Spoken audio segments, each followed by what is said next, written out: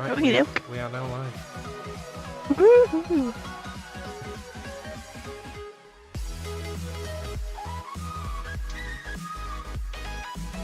Let me know when you want to start and I'll play the music. Oh, I don't know. So Cindy had to go into work this week, and so here I have like my door cracked open so I can look to see, make sure Colin doesn't get himself into some major trouble. But if I go darting out, you'll understand why. Yeah. I'm assuming you cannot hear him. Hopefully that is not coming through the microphone.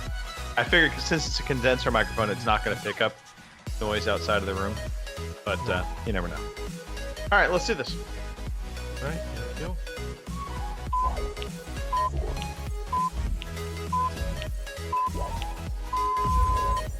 Good evening, ladies and gentlemen. Y'all are listening to the Overseas Connection podcast.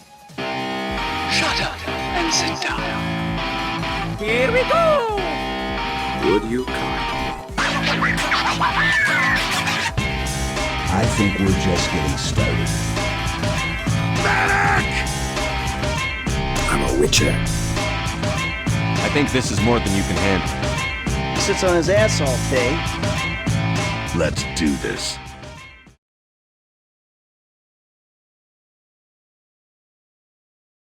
Oh. Hello. I think we're on a podcast. Possibly. Yeah. Okay. So I suppose I'm supposed to be talking to the audience now. You got worried This then. is my first time ever doing this, so I'm a little nervous. Hopefully everybody can enjoy this podcast today. This is the Overseas Connection. It's episode 424, June 3rd, 2017. Did I get that right? I'm supposed to say all that stuff to start the show. Yes. Okay, I think we're good. This is a little more subdued podcast, folks. We're heading right into the storm. E3 is coming up. I'm overly nervous, so I've forgotten everything. You have to forgive me. Yeah. No, actually very excited for E3, and of course this is your regular podcast for the week, the Overseas Connection podcast. As I mentioned, episode 424. I'm your host, Greg DeLacy, gamertag Murphy's Law, OC_Murphy's Law on Twitter. And no, I'm not really that nervous. But I'm excited for E3. And I should also let listeners know, before we jump into everything else, that next week we will have apparently a regularly scheduled podcast. So Saturday, we will have our normal podcast. I imagine by that time, you guys will have some EA information to be covering over. I'm likely not to be here next week, but normally Fraser Moores would be filling in. That's his normal time slot, but he apparently is doing something Canadian.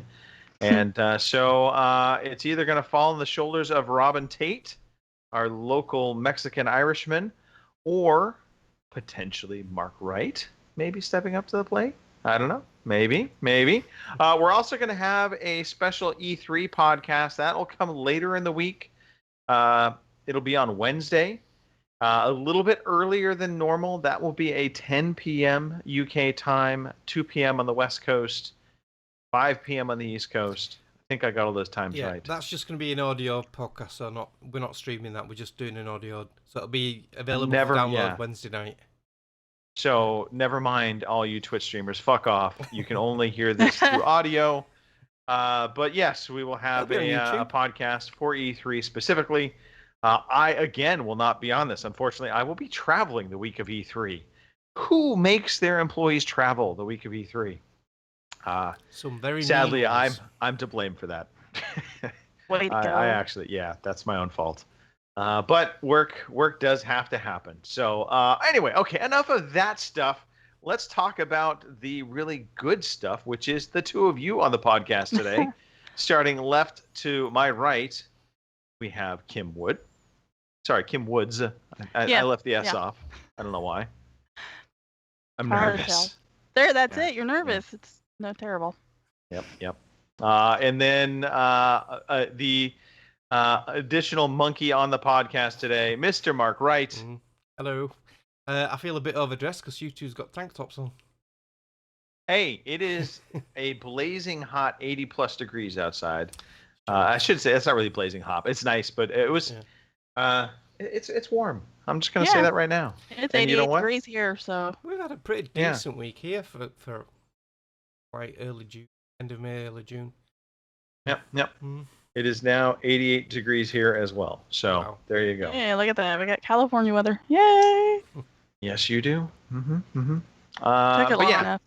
tank top was necessary today. Let's face it, a tank top is necessary every day. Not where I live, but all right. If it's like 30 degrees outside, screw that. Well, okay, yeah, wintertime, I get it. Tank top's not necessary. Anyway, hey, if you are watching this show, it's because you're catching us on either Twitch or you're on Mixer or even YouTube. And also, if you don't have the opportunity to watch us every Saturday at 11 p.m. UK, 3 p.m. West Coast time, 6 p.m. East Coast time, you can catch the audio feed. We do put forward an audio version of the podcast. Usually comes out the following day on Sunday. The times will vary on that, but you'll by probably 5 p.m. West Coast, it is usually out and about. So released to the wild. All right, I've rambled way too long talking about podcast nitty-gritty detail stuff. Let's talk about some of the stuff that's been going on this past week. Mark. Yes. I think you probably have the second most exciting thing that happened to anybody this past week. Yeah. You saw a movie. Yeah, I saw John Wick 2. Nice. The sequel to the absolutely amazing John Wick with Keanu Reeves. The first movie I've seen about 4 times now. I love it. I can just watch it. First movie was really good. Yes. The second one's really good as well.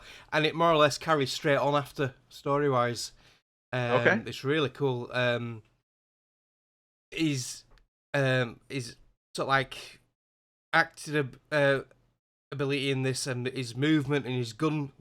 What's the word for it? Is it gun flow? I don't know.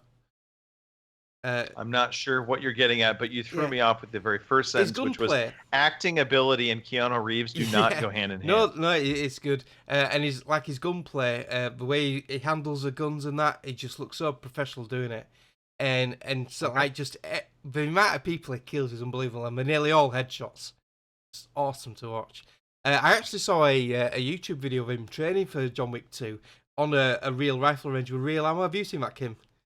Mm-hmm. It's really good. Yeah, so he's doing the real thing as well. He knows how to do it. Yeah, it's good.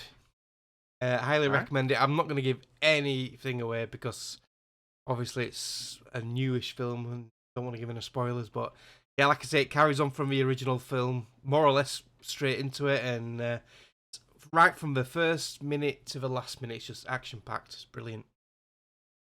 All right, okay. Well, your YouTube comment made me actually think of something else when you said YouTube and gun training and stuff. I saw a video this past week of a guy on YouTube, and he was taking a slingshot with metal ball bearings. Yeah. And he was breaking jugs and glasses apart with the slingshot. And he gets through the first one. He had his camera set up, and I think his wife was with him. And she was basically filming the slow-mo stuff of the, they had the high-speed camera, so they had all the slow-mo happening.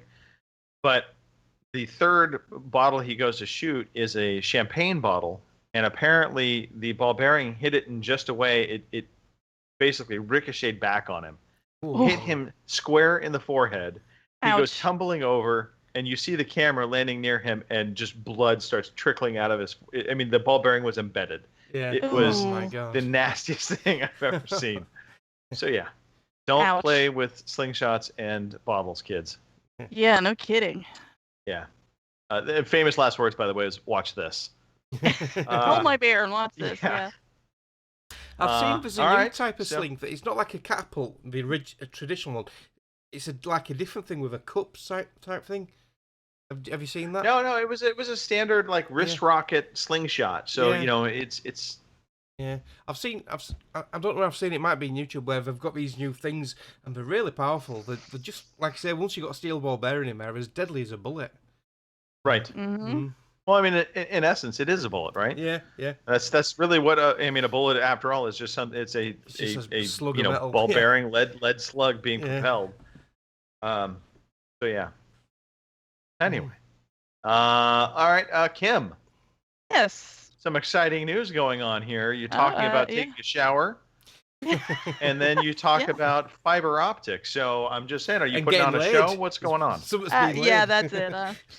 Got to pay off these house New debts. So webcam. Okay. yeah, got to make some money somehow. No. We finally got our new shower, and we're in the process now of getting it put up. So that's exciting because as soon as we get the shower up and the gas pipe run, we're moving into this bitch. So yay! And as if the internet god smiled down upon me, this week the people have finally showed up to start putting the fiber optic in the ground so I can get better internet. So they've got about halfway done. So I figure they'll be back next week to finish laying down the rest of it. And hopefully not long after that, the telephone people should be here to hook it up to the house. So finally, I'm going to go out on a limb and say hopefully by the end of June we should start moving. So That has been a long time coming. I know that. you're telling me. Yeah. I am ready. So You are ready. Okay. Well, yeah, that's good. That's good. exactly right. Yeah. And so the shower going up though, I mean, everything's going along. You're going with the insert now though, right? That's the final decision was made. Yeah. It's finally here, and like I said, he started to put the walls up for the actual insert to go into. So yeah. Okay. I'm about you, excited. Greg? Like I said. What have you been up to? Well, there's been quite a bit going on. Bowling. Let's talk about the bowling. This is important. Had a first league night. It started off well, and then by third game, my wrist, for whatever reason, I don't know what I did, but I was tired. That's the best way I'll put it. But I shot like a 169, a 159, and then a 131. The 131 was definitely the low light. I just was getting all kinds of. I was leaving the 9-pin a lot.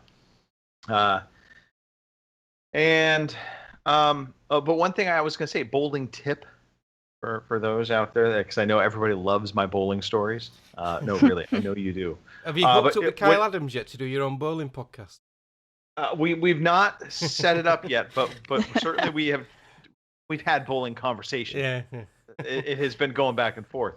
But for anybody when you are bowling, one of my big pro tips is it's a very simple one. When you pick the ball up, a lot of people will pick the ball up and they will put it into their throwing hand, and they'll carry it around with their throwing hand. And in a sense, they're just holding it in the hand they throw the ball with. Mm-hmm. And when you're bowling in league, you're bowling multiple games, typically 3 or 4 games in a night. So that's a lot of bowling. That's throwing the ball a lot. You don't need to tire your arm out more by holding the ball in that hand. So always hold the ball in your offhand.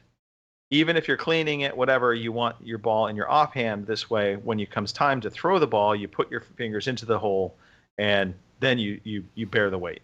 Yeah. So good tip. Yeah. Anyway, so that's that. Let's see. I've actually played quite a bit this past week, but one of the things I was thinking about, because there was a discussion on another podcast, and they were just talking about finding time to game when you have a family, and it's an interesting question because I find that my gaming time has definitely been decreased of late. The older my son has gotten, and this is kind of one of those funny things, because you would think it would be actually the opposite. You'd think as they get older and they become a little more self-sufficient and self-reliant, that your time would be freed up. But it seems like your time just becomes even more in demand because they're wanting to do things. You have to do things with them, and it's just not as free as it used to be. Yeah, and you've got to be careful as well. Is the older they get out of the toddler stage, when they can learn easily and pick things up really quick, you have to be careful what you actually play, because you can't play games which are adult rated because they'll pick Right, it up or they'll right. see something they're not supposed to do. So yeah, that restricts you when you've got young ones as well. I'm quite lucky because my lad's, well, he thinks he's grown up, but yeah. So I don't have that, but yeah, I've been through all that. You got to be careful what you actually put on the screen. Yeah. So, but I sneak it in, and it's funny because I used to be a person that would game late at night often. Of late, I have been just dead tired by the end of the evening, and so gaming at night has become difficult. Whereas gaming early in the morning still is more viable. Although I get up and I'm instantly wanting to go hit the gym. I'm wanting to go take care of my work stuff and get the day started. So I've been struggling kind of where to find that gaming time in. And again, even though that's been limited somehow or another, this past week I was able to get quite a bit of gaming in, so I was pretty excited about that. So I guess maybe that's what we can lead into. Let's just start talking about what we've been playing. Kim, I think Yes. this actually is right on the heels of what I just was saying. You pretty much haven't had any time to game this past week. No, not much at all. It just seems like the amount of time I've had is right before I go to bed. I flip it on, I turn Jim's War on enough to collect my daily loot, and then I turn the damn thing back off and go to bed. Go to bed. That's about the extent of my gaming time this last week or maybe 2. So if I have any more time than that, I just dawdle in The Witcher 3 or screw around in Andromeda. But there's not really any progress being made in anything. So What's the daily loot then? I didn't know you got daily loot in that game. yeah, if you it's Oh, one of them God. deals like if you log in like every day, they give you like 300 gold, and it just kind of keeps going up from there. So like now I've been logged in for like a week, so I get like 600 and some dollars worth of gold. So it helps because you use that for other stuff. Yeah. Yep. All right. By the way, quick shout out to RCGC. I almost screwed that up. I saw RCGC in the chat, so I wanted to give that shout out.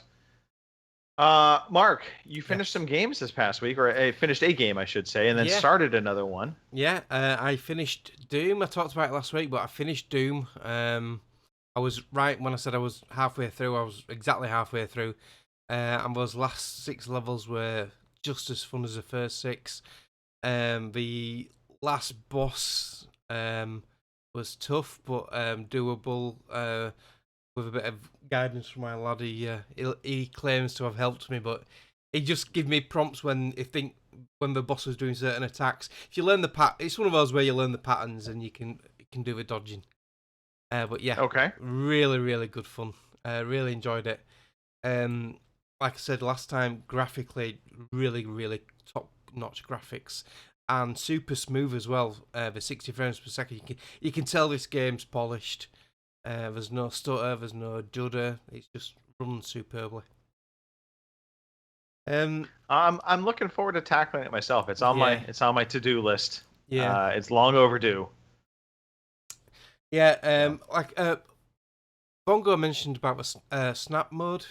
So I tried that last week after I finished. All the user created content, and some of them are quite fun. And there's the obligatory achievement levels as well, like you get on Little Big Planet and stuff. So you can load up these game modes, and it'll help you get certain achievements. So it helped me get a few more achievements, like getting your combos up and or killing so many enemies in a certain amount of time with a certain weapon. That's quite cool. And I didn't get this last week because I didn't get that far in the game. But the last weapon you collect in the game, and this isn't a spoiler because everybody knows it's called the BFG. Right. And that weapon is, oh my god, that weapon is so good. It is so satisfying to use that weapon. It's as good as advertised. Yeah, it is as good as what you think it's going to be. Yeah, absolutely superb. So when I finished that, I thought, right, I want to start another game off my org list, but I don't want to do another shooter, and a lot of them are shooters on my thing. So I'm looking through, and I know Nicole said she enjoys this, so I've started Murder Soul Suspect on the Xbox One.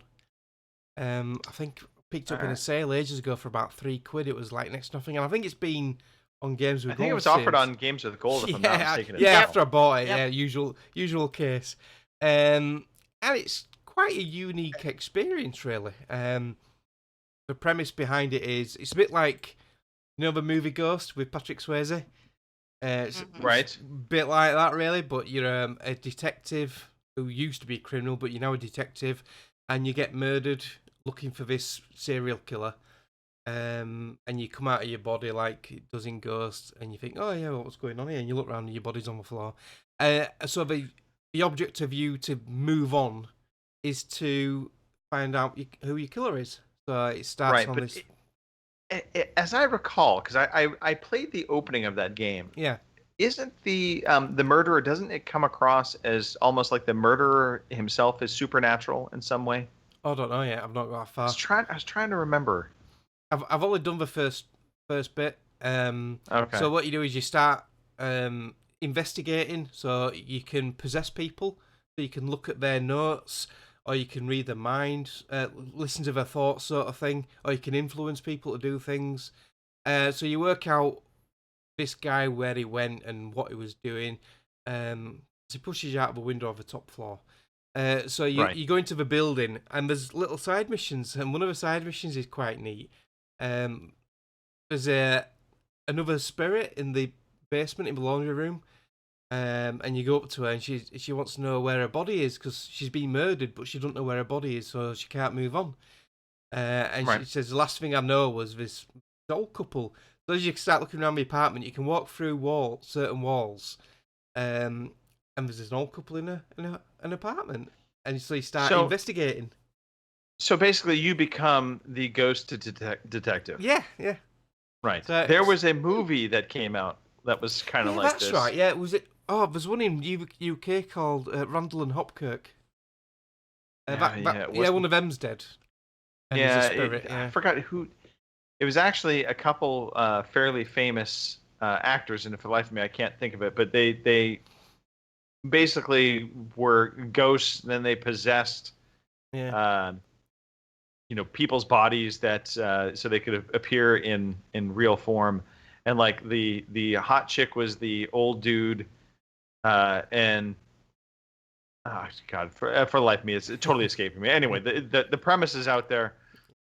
Hopefully, Murdered Soul Spect will be better than that movie, though, because that movie was utter crap. Well, it was very bad. Yeah, I've heard some people say they don't like this, and some other people said they do. My nephew said he really enjoyed this, and Nicole said she likes it, and I'm enjoying it so far. I'm not that far into it, and to add a game dynamic to it, so you're not just investigating. To add an extra game element, there's demons. You're in this sort of like in between limbo world.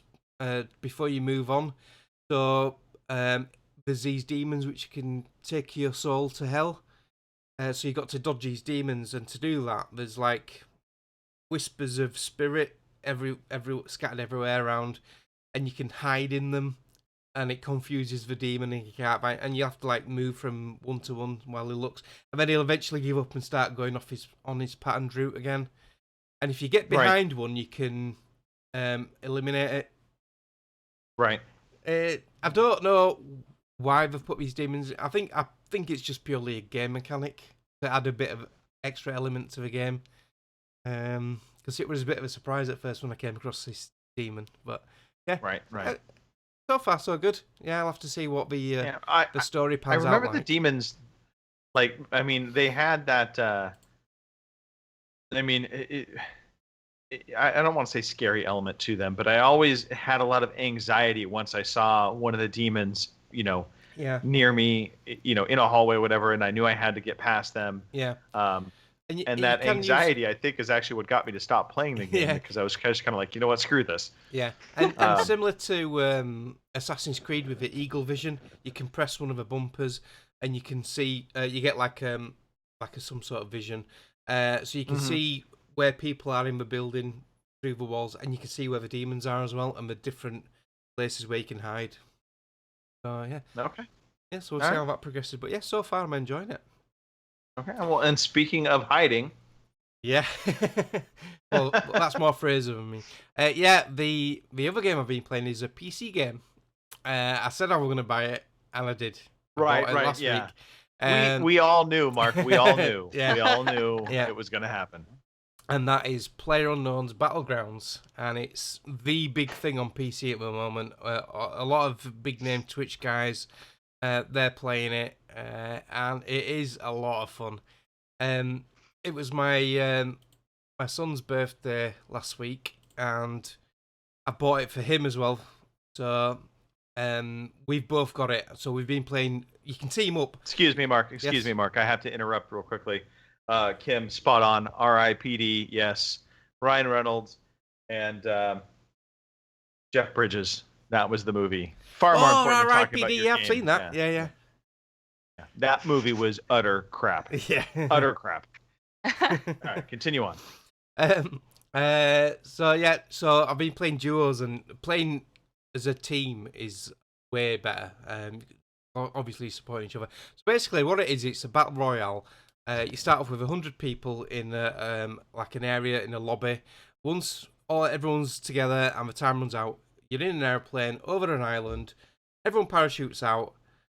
When you land, you got to scavenge for armor, weapons, first aid, bandages, and all that stuff.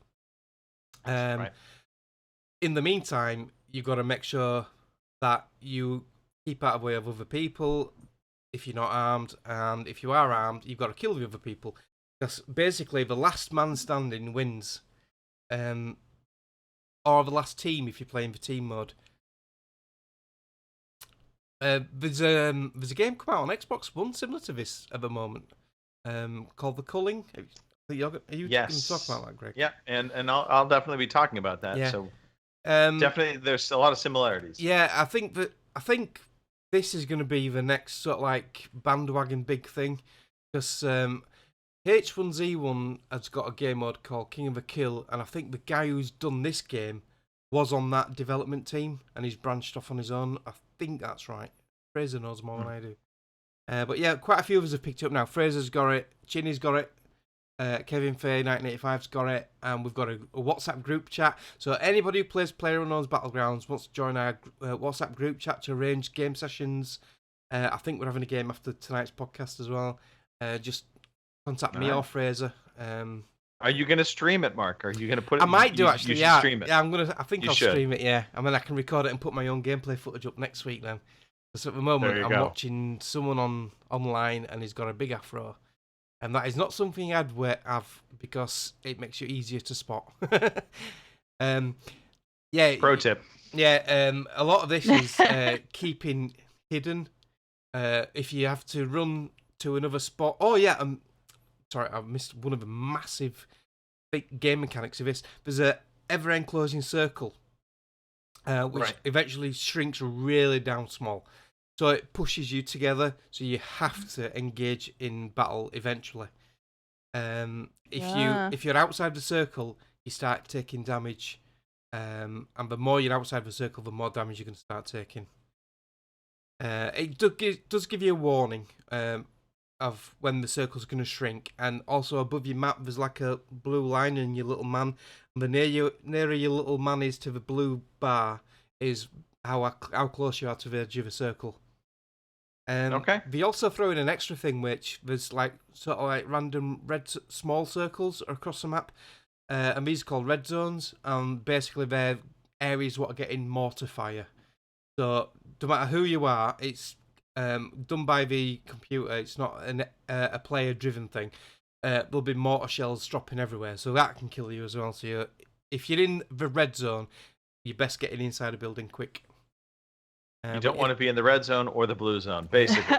Yeah, so find Don't as be in a much zone. Find as much gear as you can.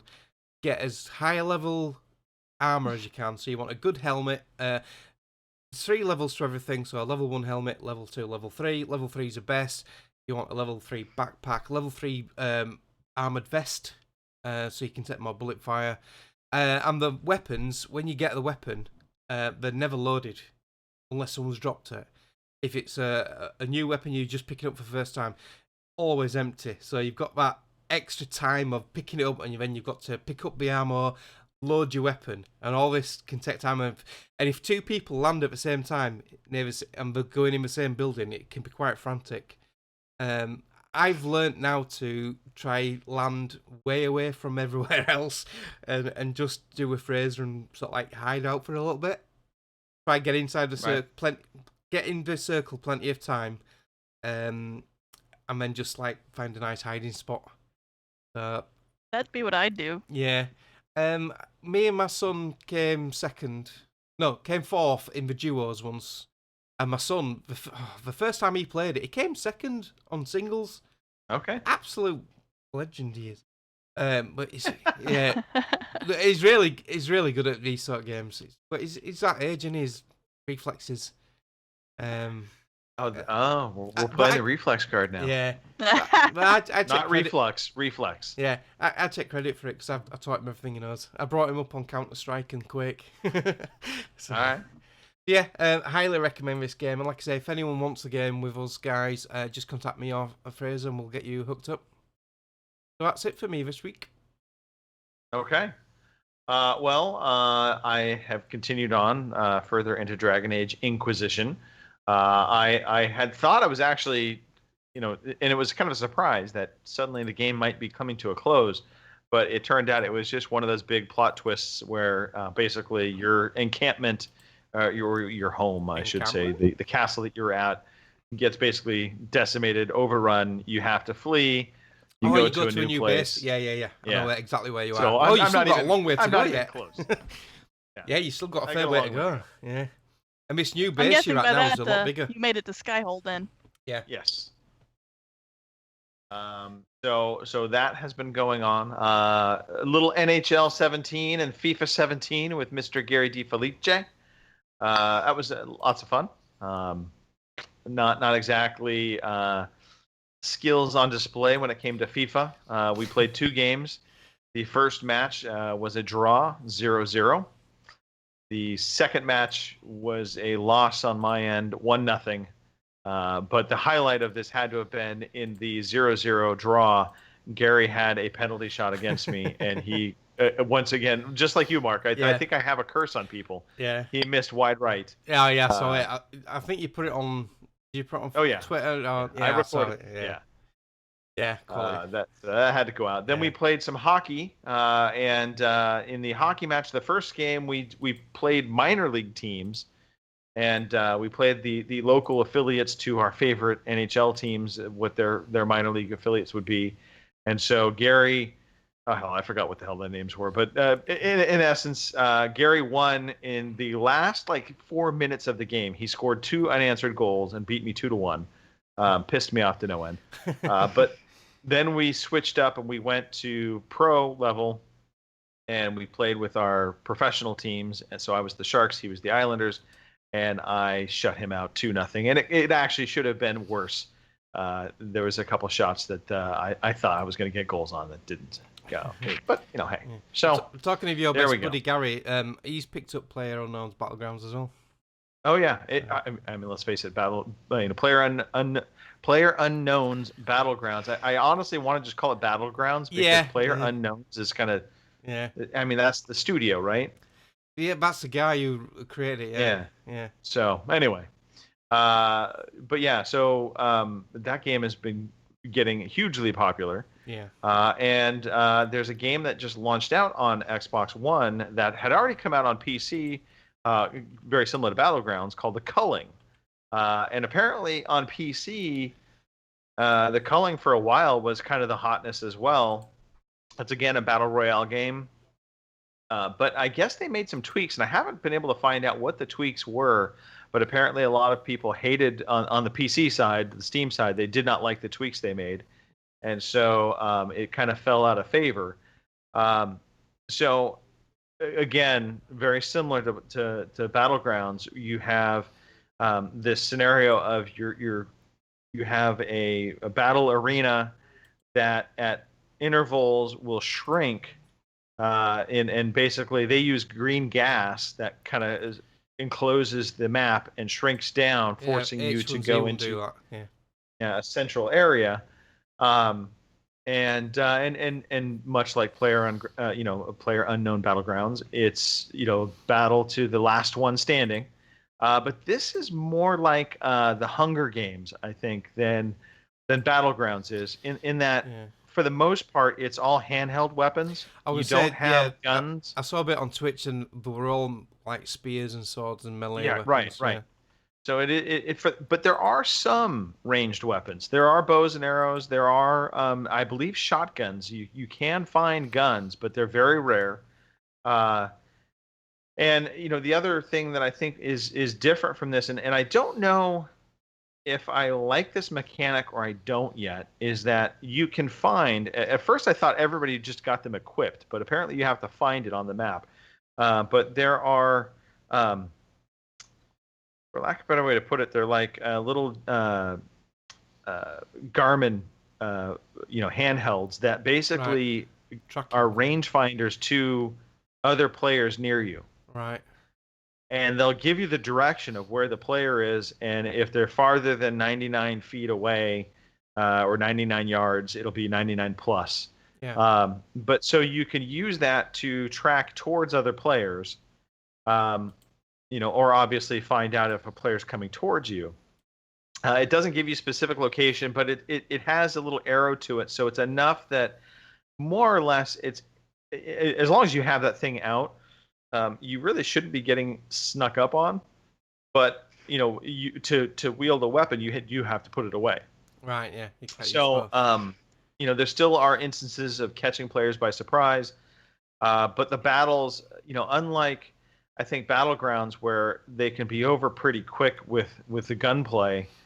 In Battlegrounds, for the most part, all of the combat takes a little bit longer to unfold. Yeah. But I feel like the games go quicker because it is only 16 players, so they don't have. It's not 100 players. But again, so many similar mechanics. You start off. You actually start off on random points on the map. So you're not dropping in, you're not parachuting in, but you're in these little pods that come out of the ground, and basically they open up a door and you walk out. And then you're searching and scrambling to find weapons. And like you can take 2 rocks and basically you're which I kind of find funny, but you take 2 rocks and you mash them together to make a knife. I don't know quite how that works, but magic. Through the powers of your magical hands, you're able to form a knife through mashing 2 rocks. But it's a rock knife. I'll at least give them that. Because I know in the center is like a ring stage thing, right? With right. the culling on it, and so it's like a game show type thing, isn't it? Yeah, very much so. It is. It's completely like a game show. In fact, it's set inside this like dome. So at any point in time, if you want to, you can look up into the sky. And basically, as long as you're seeing it properly, there's a scoreboard up in the sky. Yeah. So it'll tell you who's alive and who was killed and by who, who killed who. And so, I mean, it's pretty good. It's not, I don't have anything glaringly bad to say about it. I think that where it lacks a little bit compared to Battlegrounds, I think in the notion of the items that you're collecting. I feel like there's more variety in Battlegrounds of things to get, like vehicles, and you can get different weapons with different attachments. Yeah. The culling, it's so far feels more rudimentary, so there's not as much variety. And I'm trying to think of what else. Vehicles definitely play a big part in Battlegrounds, or it can, and you certainly don't have any of that in the culling. It's a much smaller map. Comparatively speaking, and I would say probably about the last little thing that what I like about Battlegrounds and what I think is missing, and it's partly because of that little rangefinder tool that you have in the culling, is that you don't have the suspense that you do in Battlegrounds. Battlegrounds, Yeah, you never know where anyone is. Never know where anyone is. It's constant fear of, is somebody sneaking up behind me? Where are we at? What's going on? And you don't quite have that same feeling in the culling. But that said, I do like the fact that it's more visceral, in that you've got this hand-to-hand kind of combat to it that it gives it a little bit more weight in terms of the combat. Whereas in PlayerUnknown, Battlegrounds, it's always a firefight. I think it's a rare time where you actually are doing an actual physical attack against somebody. So from that standpoint, it stands out a little bit to me. It'll be interesting to see how it does. I mean, last night it definitely was. It just launched out yesterday on Xbox Live, and servers seemed like they were getting hit pretty hard. So I think they got a fairly decent response. We'll see how it does. Yeah, I like these kind of games, though. I'm excited for them. Are you just playing the trial and you haven't bought it? Correct. Yeah, it's in game preview, so kind of like the same thing with Battlegrounds. It's Battlegrounds in early access. The Culling came out to the game preview for the Xbox, so you can do basically an hour free. Download the trial, but the game itself is only $24.99. So there's a part of me that might just pick it up. Yeah. While we're on the subject of these like multiplayer type battle games, another game came out last Friday, which I've been watching a lot of on Twitch, and it's been getting a lot of criticism because there's a lot of jankiness to it, but everyone's raving about it, and that is Friday the 13th. Have you seen any of this? Yes. I watched Game Over Greggy from Kind of Funny Games playing it, and he was sort of like saying, "Oh, it's janky and there's this wrong with it, that wrong with it," but they are updating it a lot. But it says just the gameplay is just so much fun, and basically what it is, it's a bit like Evolve, really. One person is Jason, and the rest of the people, I think there's 7 or 8 people who are counsellors in the camp. So if you spawn as Jason, which is random, you have to kill all the counsellors, and if you spawn as a counsellor, you have to do certain things to enable your escape from Jason before he kills you. So you can get to a phone and ring the police, but before you can use a phone, you have to find a fuse to fix a phone. There's a car, but you have to find a battery and fuel. There's a boat, you have to find a propeller and fuel for that. And all the while, Jason, while you're moving about, he can sense movement. He gets little round pings in his vision, and he can teleport. Correct? Yeah, and he's got 4 different type perks. One of them is where he can see people like eagle vision. If you're in a cabin, the whole cabin will glow red. Or if you're running around in the woods, you'll see your red figure running around in the woods. It can teleport. So I just saw a gruesome death. On the stream. So the way the teleport works is, if you're a counsellor and he's near you, you get that dramatic music and you get the ooh, all that sort of thing, the dramatic thing, and you know he's near you. And if you get, like on a VHS tape, you get all the wiggly lines and thing. Right. If you see that, you know he's teleporting near you, and you see his little square on the map. And if he teleports right next to you and grabs you, he'll throttle you or do a gruesome kill, and it's really good. I've been fascinated by it. The thing I think that makes this game stand out or have some success versus what Evolve suffered from. Yeah. I think Friday the 13th does a good job in nailing what it's trying to emulate, which is you've got this this super monster that is hunting down and killing everybody, and that's his sole job. When you play Jason, your sole job is to go forward and kill. You don't have to worry about being killed. No, you can't get killed. Oh, you can. So he can. I don't think Jason can get killed. He can get stopped. Yeah, he can get stunned. He can get stopped. Right. But there are a couple of characters who can, if you gang up on him, they can take him out. There's one where you can ring up Tommy Jarvis, and he can do some damage. You can never kill Jason. But if you're playing as Jason, you keep hearing your mum voices in your head, and your mum saying, "Kill them all, Jason! Kill them all!" And the end cutscene at the end of the game, you go in and see your mum's like dead, shriveled up body, and that. It's really good. Right. Jason can't go through windows, but the counsellors can. And the counsellors can, when they shut the door, they can pull that down like a blocking beam to lock the door. So if Jason wants to go through that door, he's got to bash it through. But one of his level up perks is, once he's leveled up so much, he's been in the game so long, it can have rage mode, so it can just burst through the door. It's really fun. It's really good to watch on Twitch. It's one of those games where you get excited with him because you can. If I watched Game Over Greggy do, he was playing as Jason, and you could hear it's got proximity chat, and you could hear the counsellors when he gets to the building. He says, "Oh shit, he's here! Quick, run! Jason's here!" Right. And it's so much fun. It's brilliant. Yeah, But, I'm well, tempted 'cause to buy the- this. going This back is to what I was cheap as saying, well. you know, the success I think that it has is because it has these defined roles. Yeah. So, yeah. you know, as Jason, you know your job is to go forward, is to kill the counselors. And as the counselors, you know your job is to escape. It's not to try and kill Jason, it's to escape. That really, you know, by hook or by crook, one way or the other, there's a lot of different ways you can do it.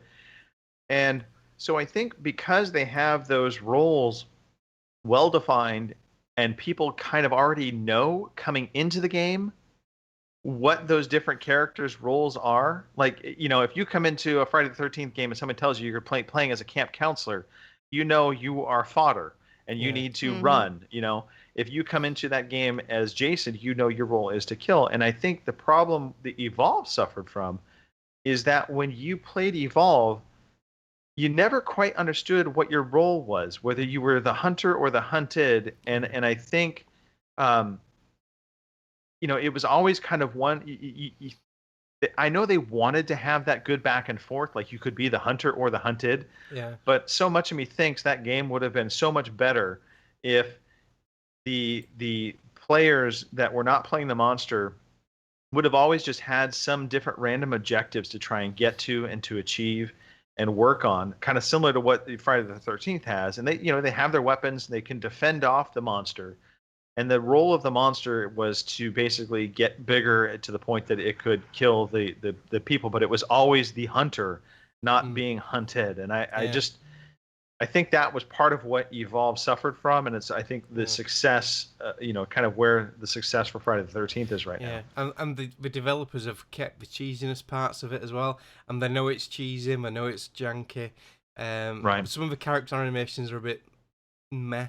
And one of the achievements is for one of the characters. All the movies, there's a character from each of the movies. So, like, part 1, part 2, part 3, there's different characters who you might recognise. And there's one, I can't remember his name, but he wears the white white sweater around his neck and that. I think he's called Chad. And he's got blonde hair. And he's got one of the worst animated faces. And the opening scene when you start the game is Jason comes in, kills someone. Then you all go, oh no, he's killing us. And then that's when everyone scatters and the game starts. But it always starts with his Chad who just turns around and his face is, and there's an achievement. There's an achievement which actually criticises their own animations. So the developers are just taking a piss out of themselves. Right.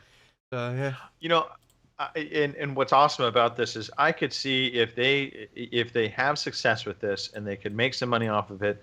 I mean, think about DLC options. If they could go out and get the licenses for Michael from Halloween, from Freddy from Nightmare on Elm Street, Freddy, and then suddenly you can introduce some new maps, you know, different maps, but the same mechanic, but different monsters. Yeah. So, you know, the Halloween one would be set in a hospital. Yeah. You know, the Freddy one would be set in a school. Yeah. You know, there's a lot of things you could do and really, you know, create an even bigger game. So, yeah, hats off to them. Yeah. Anyway, so we totally got sidetracked. I know. By the way. And exactly the same with Battlegrounds. That's just by watching it on Twitch. So I'm going to be very tempted to pick this up. If I do, it'll be on Xbox, so you can play it as well, Greg, because it's on all formats. It's on PS4 and PC. Yeah. Yep. And I don't think it's full price either because it's just a multiplayer only game. So they've done it cheaper, which is good. That's how it should be. Yeah, very tempting. I think developers, especially the smaller developers, are getting wise to pricing their games out a little bit better. I still think AAA developers suffer a little bit. They don't quite understand. You know, everything comes out at $60 and it's not always worth 60. Yeah. But anyway, all right. Back to finishing out my playlist. Crossout. I played. This is a free-to-play game that just launched out downloading. on. I didn't know what it was. Xbox One as well. Was also a PC game. This is a game that is straight up a PC port. It's a Mad Max car game. it's not a racing game. This is just a car combat game. You are set in this futuristic apocalyptic world where you are scrapping together your vehicle from parts and creating basically these armored vehicles. On paper, it sounds awesome. And the mechanic of building out your car is very detailed. You can clearly see when you get into the menus, this is a PC game. Yeah. That has been ported over to a console.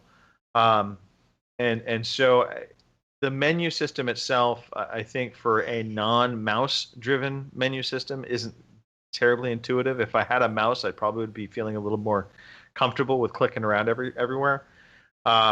But the real shame in this game is that, it has this really deep modification system. Yeah. The basic premise is there, and then you get into actual gameplay, and it all falls apart. So the building's fun and the game's not.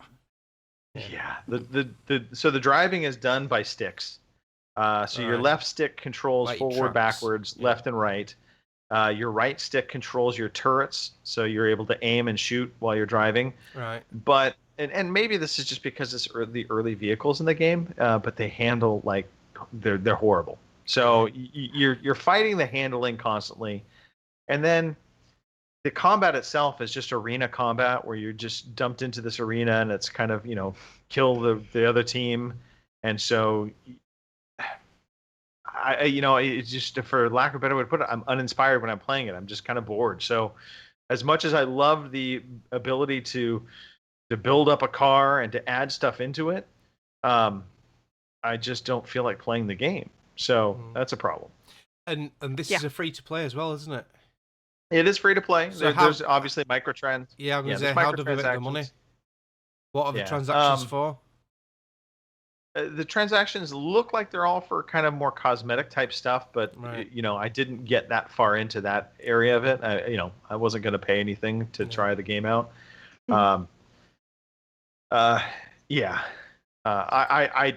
I won't be playing it again. I've already deleted it off my hard drive. So yeah. Well, when you put that, I deleted it without even starting. I hope. Yeah. So last game, and this is one of my favorite games from this generation, and that is The Division. Finally finished out the campaign, thanks to Mark joining me. Thank you, Mark. So that was great. But I still see myself, I'm going to be going back to this game. Oh, Lots of DLC. You've just hit the end game now, so it's just starting, really. I know, a lot of people say that's a bit of a cliche, but yeah, the end game is a start of a whole new bit of a game. Getting the gear score and doing all the other daily missions and challenges. Yeah, it's impressive how much they have supported this game. And they made the missteps early on when I think it was one of the first updates they did kind of broke the game a little bit, and they got a lot of backlash from it. But since then, they have been really great about supporting this game. And, there still are a ton of people playing this game.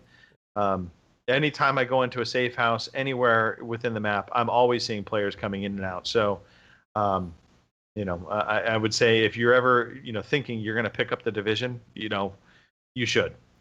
You should. It's worth picking up. Yeah, and the development team, they've done it since day one, I think.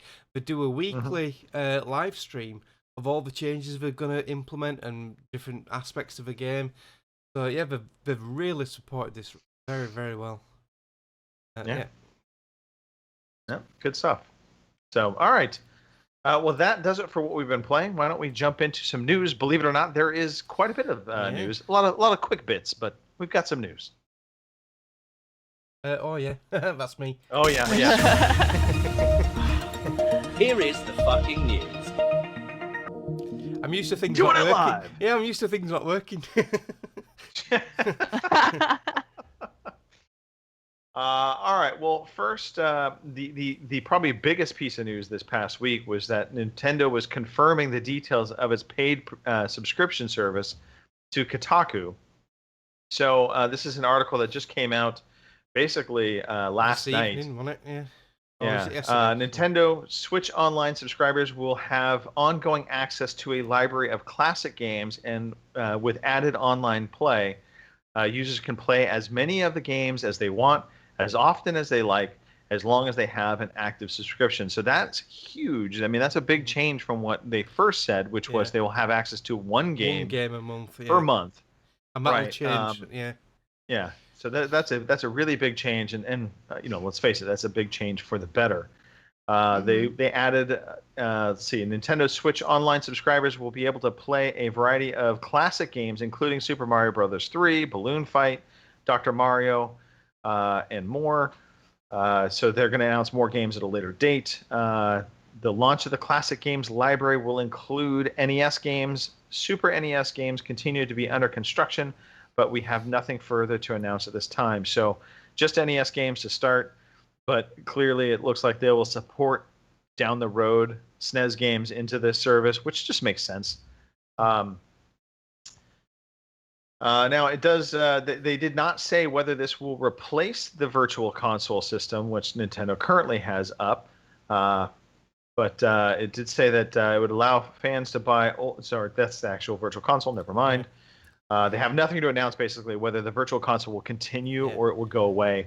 My guess is they will continue the Virtual Console for the Wii U and the 3DS and the Wii. Yeah.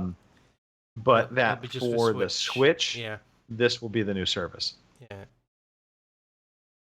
So I mean, that's, to me, that's some very positive signs. I mean, we all are pretty critical of Nintendo in their online service, but this seems like it's a step in the right direction. Mm-hmm. Now we could talk about the ridiculous headset that they showed off for Splatoon. Just look it up, folks, if you haven't seen it. But yeah, so they have a long way to go. They're not out of the woods yet, but at least they're figuring some of this stuff out. This is definitely a step in the right direction. It's very consumer friendly, which is good. All right, on to other smaller news. So a lot of game announcement stuff happened this past week, which I was kind of surprised by. But it's been the norm, hasn't it, recently, that a lot of stuff gets announced before E3, which is always baffled me. Why not wait till E3? I think people do that because they want to get some kind of spotlight for their game announcement. And if they wait till E3, likely the stuff that we're hearing announced right now is going to get overshadowed anyway. Yeah. So, Iron Galaxy, who, if you're not familiar with Iron Galaxy Studios, they made Killer Instinct for the Xbox One. Yeah. Fantastic work, if you ask me. But they announced a multi-platform game called Extinction.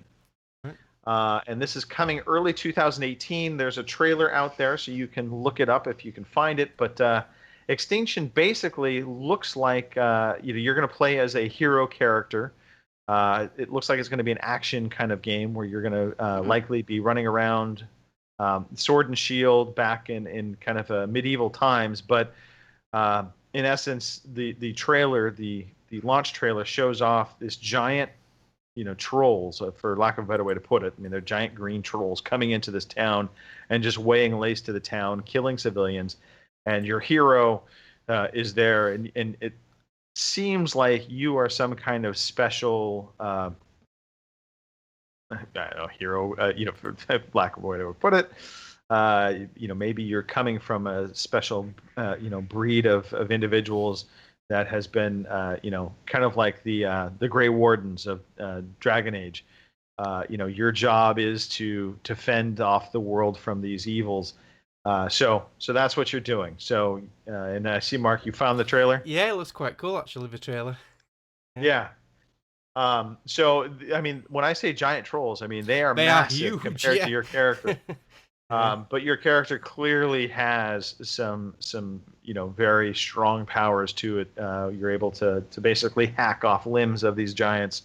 So it'll be interesting to see when we get more of it. But this is a very serious game, and it's a different direction from Iron Galaxy. So I'm looking forward to seeing more from this. Me too. All right, Kim, do you remember Kerbal Space Program? Yeah, a little bit. Vaguely. It's big on PC. Well, this was PC game. Yeah. Kerbal Space Program was a little indie game launched, God, I want to say 3-4 years back. It's been a while. Into consoles with a whimper. I mean, it didn't do very well on consoles. It got beat up a lot, and rightly so. I think the mechanics and the UI on consoles was not very well done. It's And, more of a PC game, isn't it? Yeah. Yeah, it's definitely more of a PC game, but it's lived. It's still out there. It's a thing, there's apparently. still people streaming on Twitch. Kerbal Space Program. There's some dedicated people out there. Well, their dedication is paying off. Take-Two Interactive bought Kerbal Space Program. Basically, Take-Two Interactive bought the rights to Kerbal Space Program. Yeah, and basically they said that this is going to be taking this to build it into a long-term franchise.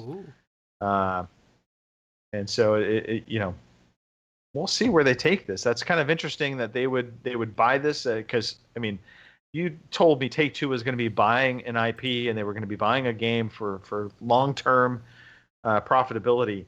This was not the game I would pick. No. All right. SoundCloud has launched on Xbox One. And it should be also coming to Windows 10 PCs and tablets by end of this week. So by now. But SoundCloud coming out on Xbox One before Spotify, which is kind of an ironic thing. Weird. I don't think it is though, because as a PS4 owner, Spotify's got a deal with Sony. They're on the PS4. They've been on there quite a while now. So whether they've got some sort of deal with Sony. But Microsoft got their own service anyway, Groove, so they wouldn't want to jeopardize their own subscription-based service with it. I don't know, they might do, but yeah, I'll be honest, I like Groove. I've been using the 4-month free pass, what I got with the recent offers, and you can use Groove inside Forza Horizon 3 as a radio station, so you can listen to your own music. Quite cool as Groove. I like Groove. All right. Well, apparently SoundCloud will allow you to do the same thing, so you'll be able to listen to your music, play in the background. Yeah. So, hey, options are always good. Yep. Sony has ended PS3 shipments in Japan. So, 11 years after its release, they are finally stopping the PlayStation 3 in Japan. That was a really good run. That's a console that. They started out they struggled. I'm watching your cat bouncing all over the place, Kim. Yeah. I know, right? Yes. Pain in the ass, telling you. Yeah. But the PS3, I think, that is going to be one of those consoles that as we look back on it in history, I think it's going to be very underappreciated.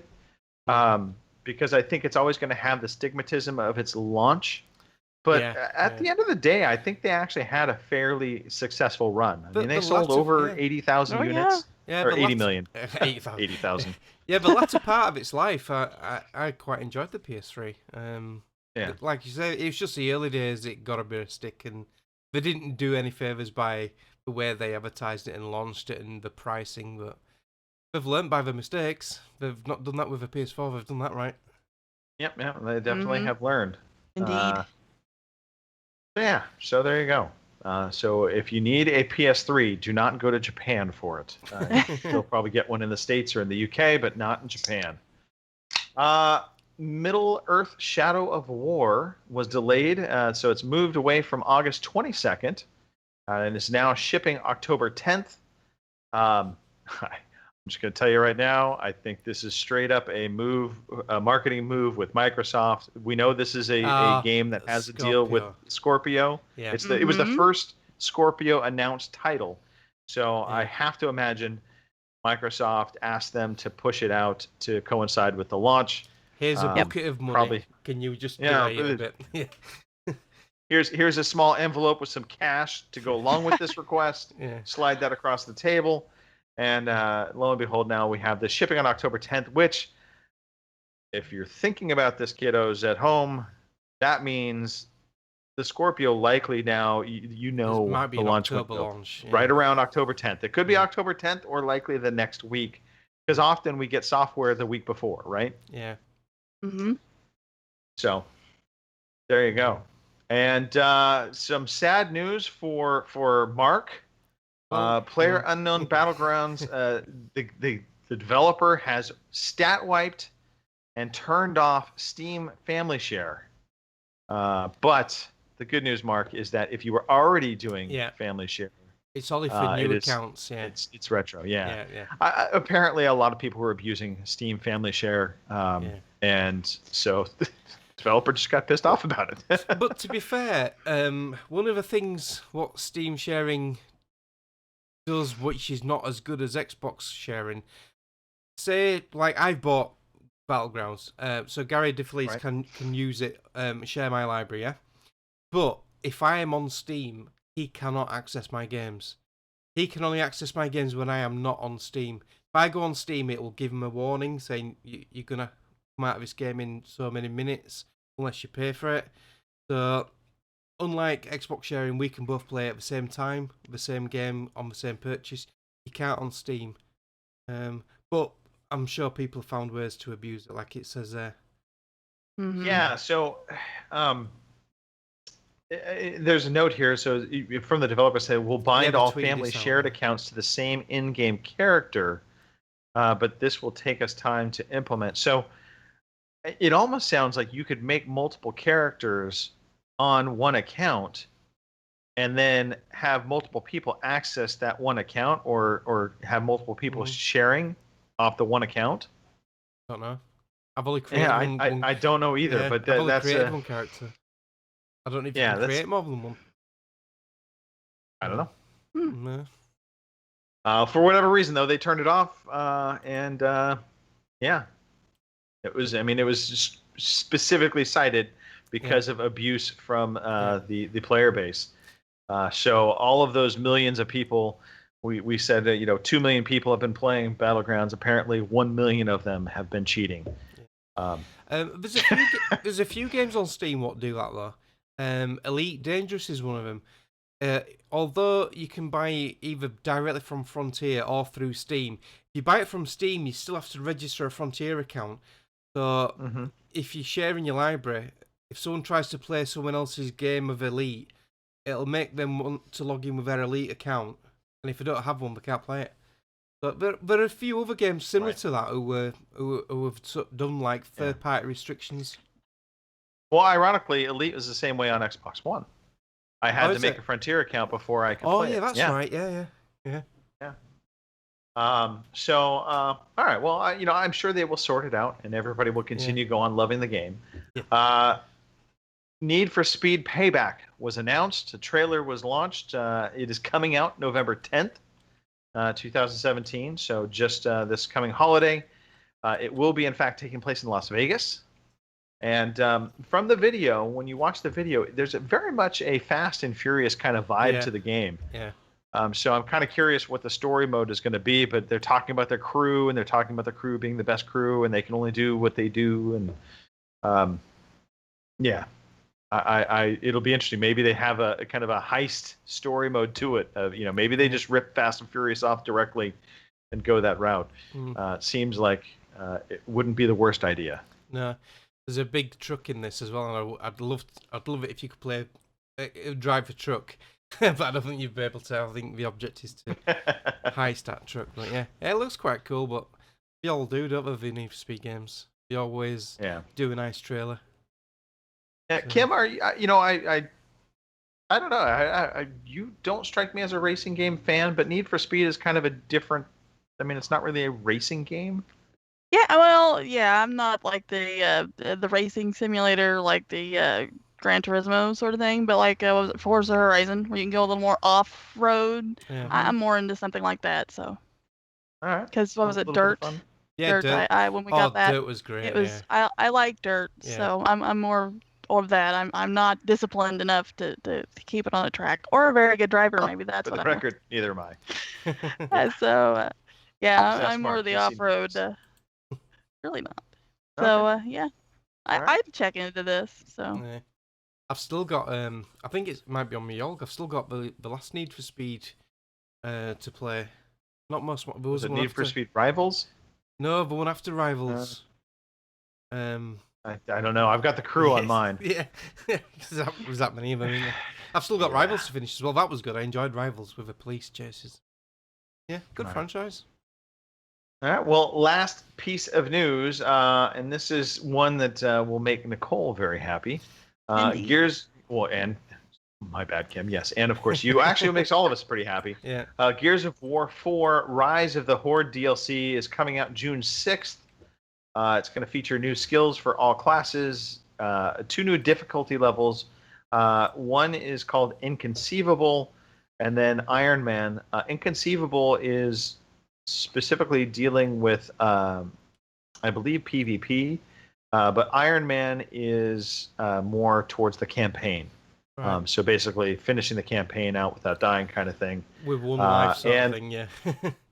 And the big news I think out of this really is the crossplay coming to competitive play. So they are allowing PC players to play with console players in the competitive play.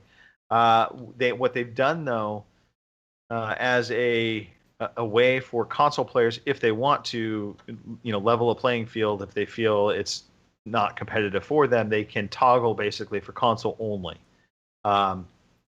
Interestingly enough, though, it doesn't mention that you can do that on the PC side. So I think the PC players just get, whoever they get, whereas the console players can literally block off anybody that's on a PC. But that's a first. And I remember Microsoft, when they first came out with Gears of War 4, they were pretty adamant that they weren't going to be looking to do crossplay because they were worried about that competitive side of it. That a mouse and keyboard player was going to have a distinct advantage over not all console players, because I think there's a lot of console players on a gamepad that can hold their own. But at the end of the day, mouse and keyboard from an aiming side of things is just a lot more precision. So, that's an interesting turn. And then they've got new Chivos. So new achievements are coming with the DLC. I think it's like 500 new Gamerscore achievements. And then obviously a lot of tuning fixes, and then 2 new maps. So they've got Rust and Avalanche. But it's not Rust though. It's Rust Lung, I think, something like that. Sounds right.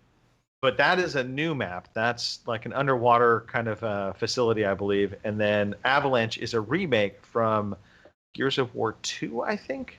Yeah, I recognise Avalanche because it's the snow map where it was a siren and then it wipes out the center of a map or something. Right. Yeah. Right. So environmental stuff absolutely still playing a part in Gears of War 4. All right. Well, that does it for the news, and kind of transitions us into just a little bit of a community segue where we were talking internally, as we were getting ready for the show about a question that we were going to float out to the community. And to get the community started, we figured, we'll talk about it ourselves. But, we'd love to hear from anybody, in the community, whether you're in the chat. By the way, hello, Martin. I know we had RCGC still in there, but I think Martin showed up as well. Mm-hmm. So, there's a lot of games we look forward to. But how often have there been games where we've really been looking forward to it, and that game disappointed us? More than just it wasn't as good as we hoped. It was like it really disappointed us. And so I thought that was an interesting question. I had overheard it in a different conversation, so I thought I'd bring that to the table here. And it's kind of funny because Kim, I'm going to let you start because the first game in your list is a game that I look at and I'm like, what are you talking about? Yeah, to us, that's one of the best games we've ever played. To be fair, I can't say it was a game that I was disappointed in. So actually, probably shouldn't be on this list. It was just a game that I bought, and I don't know. I'm just not in the Division sort of mood, I guess. Okay, so there, so it's the Division. This let you down. Sort of, but I don't think it was the game's fault. I just think I'm not in the mood to play it, maybe. I don't know. It doesn't scratch an itch I have, I guess. I don't know. When you it's eventually come round to wanting to play it, just let me or Greg know, or both of us, and we'll help you through it. Because it is so much fun playing together as teamwork. Good, because I've only played like a half an hour of it, so you'll definitely be dragging the noob around because I didn't get far. I made my character and went to the first safe house. That's pretty much about as far as I got. You've not even touched any of it. Yeah, I know. That's not even scratching the itch there. I've not given it a fair shake, and I know that. That's why I say it really probably shouldn't be on this list, but Well, we'll throw this back around. So, Mark, what's the first game on your list? Well, the Assassin's Creed series. Even the first game, I love all the Assassin's Creeds, but Unity just sticks out like a sore thumb. And that game disappointed me big time. Especially as that was the one set in France, I believe. Yeah, and that was the first one on the new consoles. It had so many glitches and so many things wrong with it. They tried to do new things. There were just so many errors with it, and for someone who loves that franchise so much, it was heartbreaking to see that game so broken. They did make up for it with Syndicate. I loved Syndicate. That was the one set in London with the twins. Right. Yeah, Unity left a bad taste in my mouth, unfortunately. All right. Well, speaking of leaving a bad taste in one's mouth, look, Robin will say something different than what I'm about to say, but Robin is dead wrong. Aliens Colonial Marines. I was so excited for this game. I was super pumped. All of the lead up to it, the things that we were being shown,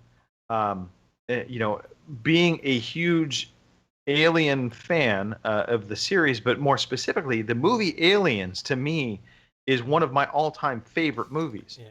So when they said they were making the game Aliens Colonial Marines, and they had passion behind it, they, Gearbox was like, we're going to make the proper game, we're going to do it right, and everything we saw was reflecting that. I was on board, and good God, that game sucked. It was absolutely horrible. If I remember rightly, the trailers they showed at E3, the graphics when the game launched, you could tell there was like souped up. They didn't look anything like it. Yeah. Yeah, even what they launched, even on PC, did not remotely look like what they were showing off leading up to that. It was a PR nightmare for Gearbox. It was just a nightmare for gamers that bought the game, with the exception of Robin Tate, who at this point, once you understand he loves that game, you really understand there is something wrong with him. So yeah, Alien Colonial Marines, that game really stands out as one that I was super looking forward to and just let me down immensely. And I should add, my anticipation was that it was going to be good. Yeah. Leading up to launch day, and then suddenly it was like, oh no. I know, that was same with Unity. I thought, new generation consoles, beefier hardware, this is going to be fantastic. And just such a letdown. All right, Kim, I think we've all picked 3 games, which, we'll just keep going round robin here. So what's your next game on your list? Two Worlds 2. It was an RPG, yeah. I was all excited because I love RPGs and all that, and I got it because I rented it from GameFly, and I was never so glad in my entire life that I rented a game from GameFly, because I think I played it for 2 days, and then it went back in the little envelope and went back. So it was just boring. Yeah, and looked terrible, and it ran like crap. I played it as well. Yeah. And what's, I think, part of that disappointment on that game in particular was the first game that came out, Two Worlds. It was rough, but it had a lot of promise. And often when we see a game, the first iteration, second game that comes out, take Mass Effect 1 and Mass Effect 2, they improve things, they make things better. And so Two Worlds 2 had all this promise of being, this great game, and it was... Oh, yeah. It was a slog. Those 2 days were awful. Yeah. No, absolutely. Mark, what's next on your list? Game that you were looking forward to and you were super hyped for kind of all the way up to launch, and then you got the game, and it just was a thud. I didn't even buy the game, to be honest. I got it... I played it on EA Access, but I heard so much bad stuff about it, and I saw so much bad stuff, and it's Battlefield Hardline. I love the Battlefield games. The arcade, Xbox Live arcade game 1943 on the 360 back then, right up to Battlefield 3 and Battlefield 4. Battlefield 1. They're all superb games, but Hardline, oh my god, Hardline is so bad. And I have played a bit of this game, and I ain't even put it on my gold list because I don't even want to finish it. It's that bad. Yeah. So, yeah, it's just shocking. I didn't like it. The only thing I remember about the game was just the unlimited handcuffs. Yeah, we said that earlier. Yeah. Me and It's Kim. always going to stick out in my mind. Because Kim says the only bit she likes is the taser. And I said, yeah, and the unlimited supply of handcuffs, which you're always getting from behind your back, and everyone you arrest. Yeah, all right. The animations and the gameplay, just everything. It was bad. Yeah. I agree. You know who liked it though? It was Richard Webster. I think actually enjoyed it a lot, but I think it was because he was playing multiplayer online. Ah, right, yeah. Which I've not the played multiplayer online was Battlefield. Yeah. Yeah. I mean, it was Battlefield with cop skins. Yeah. So my next game, and I should preface this, I should have never been hyped for this game. I should have known this game was going to be bad. But for whatever reason, and I think it's because I was one of those individuals that back on the original Xbox shelled out the $140 for Steel Battalion. I had the giant controller set up, and I loved that game. So Steel Battalion on the original Xbox holds a special place in my heart. And Steel Battalion Connect had, I think just, I think in my mind, I was making it out to be something it was never going to be. But I in my mind, I was like, no, they can get this. They can make it work. It doesn't have to be totally precise. They can be a little generous with movements. It'll be fine. They said that they're going to use the controller in conjunction with, the moving. So, you're still going to get a controller, which I was like, that's the solution. That's what's going to make this game work. And Steel Battalion Connect came out, and I tried my best for like a week to be like, no, it's a good game. It's okay. It's not as bad as they say. And finally, I just admitted, it was bad, and that was a big letdown for me because I really, I think it was the nostalgia factor for me. Obviously, I was going back to my Steel Battalion days, and I mean, I still, no, I can't defend it. I was going to start defending this stupid Kinect game, and I can't. I won't. Well, it was just simple functions didn't work, like the hand grabs and stuff, and just nothing. Well, actually, so some of the things worked really well. Like reaching up and pulling down was fantastic for pulling up the scope. It was the forward. Anytime you had to do something that went forward with your, in front of your body, and it had depth to it, that was always a problem for Kinect.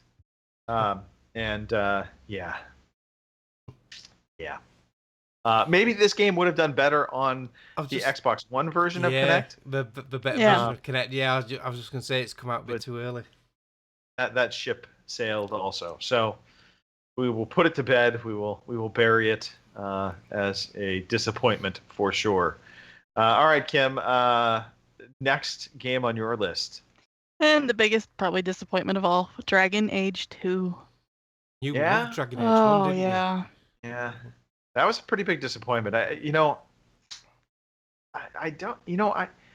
look back on that game and I think, well, I don't know. You tell me, Kim. What was the disappointment from your end?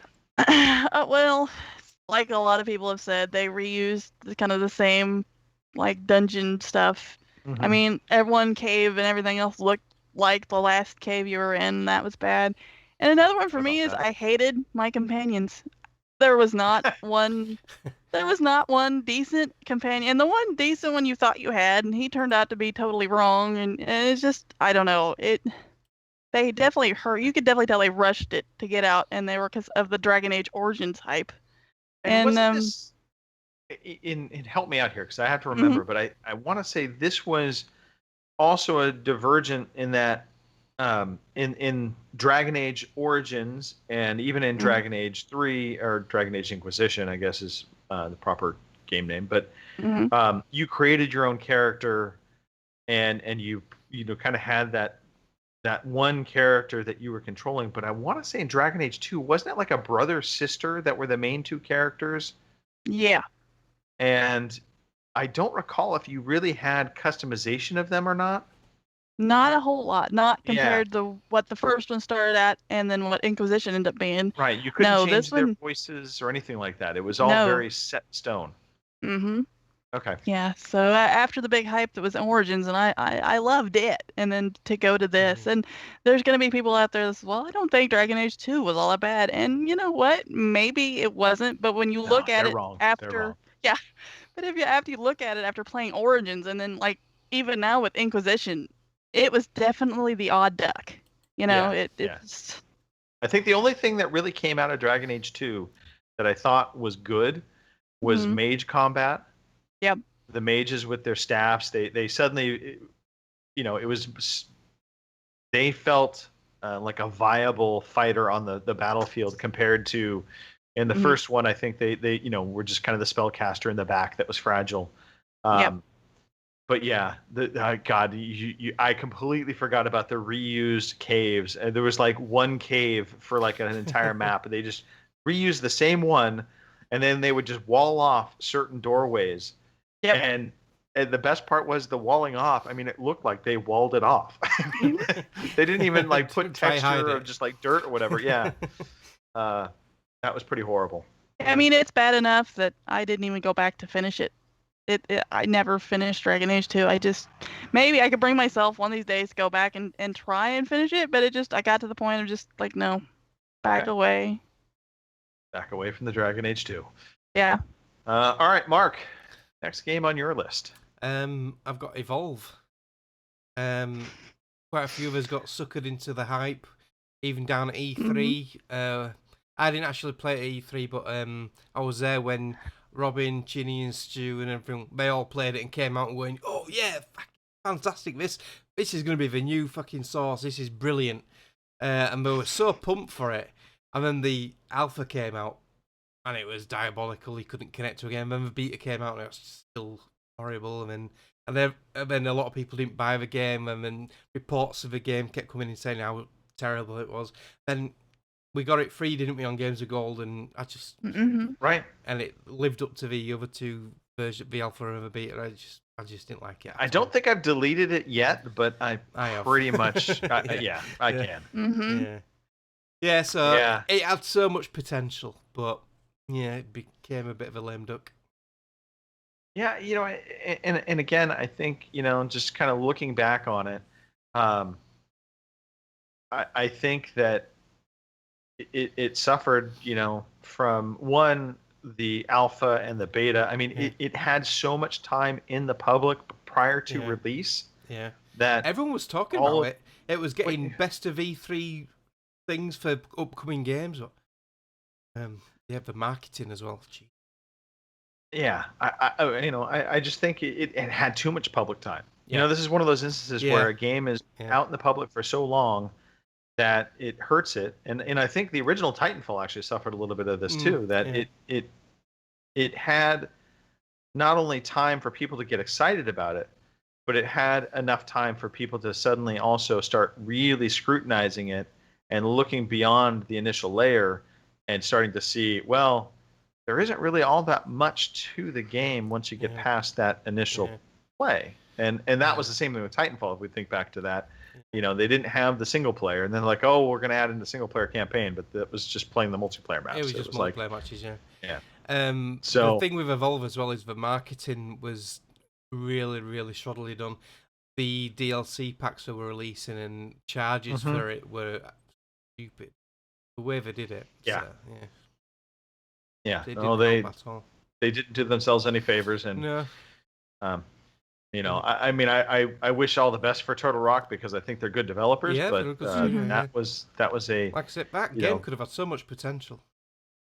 Yeah. Well, that leads us to my last game that disappoints, and this one's a tough one because I was so Quantum Break. I don't think it's a bad game, but this is on my Yolga I system. was really looking forward to the game, and it disappointed me, in that it wasn't as good as it could have been. I think that they could have added some things to it that would have made it a lot better. And it also got spoiled for me a little bit because they had this weird issue with lighting on I think the PC and the Xbox version. And it was happening when you were in instant play mode. So if you had your console set up to start up quick, for whatever reason, the lighting was basically having this glitch where suddenly all of the I don't know, there's certain lights that would be normally kind of maybe, a directional light, but they would kind of illuminate more than they would be a beam.